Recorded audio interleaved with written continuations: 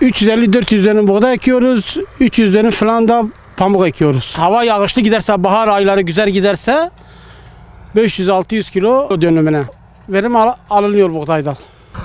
Ya şu ana kadar biraz hava kurak gidiyor. Öyle dediği zaman yani çiftçinin elinden ucuz mal çıktıktan sonra tüccarın eline veriyor. Tüccar da zaten kendi istediğini yapıyor.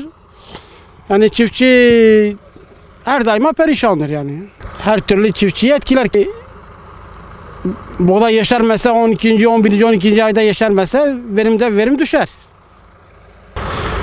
Devletin verdiği destekleme zamanında ödenmedikten sonra hiçbir kıymeti kalmıyor.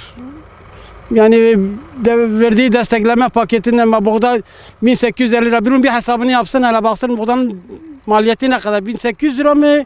Yoksa 2400 lira mı bunun? Tüccarın eline geçiyor. Tüccar tabii 2300-2400 lira. Çiftçide olmaktan sonra tüccar ne yaparsa yapar. Vallahi çiftçinin fiyat, gübre, mazot bunların iyileştirilmesini lazım yani. Şu anda ikinci sınıf gübreyi 2550 lira, 2700 liradan almışız. Buğdanın kilosunda 1800 lira. Vallahi çiftçi bu sene de böyle giderse çiftçinin hayatı bitti. Çiftçilik bitti yani ya. Herkes zaten traktör yapıyor, traktör hacizli. Herkesin traktör borcu bankalarda dolu. Tüccar diğer faizcilerin eline düşmüş. Yani çiftçinin hayatı bitti. Her türlü bizi etkiliyor mesela. Günde her bir traktör günde 100-150 litre mazot yakıyor. Bu zam yediği zaman tabii çiftçiye de yansıyor bu. Ondan sonra bizi ilaç etkiliyor. Şu anda ilaç, gübre. Bizi etkileyen ilaç ile gübredir. Bankalara muhtaç etmesin. Bütün çiftçiler bankaların faizine çalışıyor. Verim alamıyoruz tabii, o her türlü verim alamıyoruz yani. Aldığımız verimi de bankanın faizlerine ödüyoruz.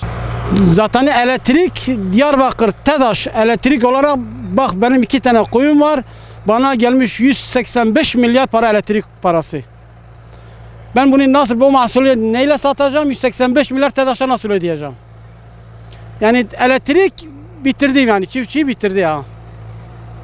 Devletin çiftçiden verim alması lazım, alması için çiftçiye rahat nefes aldırmalı. Devletin çiftçiye bakması için, çiftçiye biraz nefes aldırması için TEDAŞ elektrik şeylerini ucuzlatması lazım.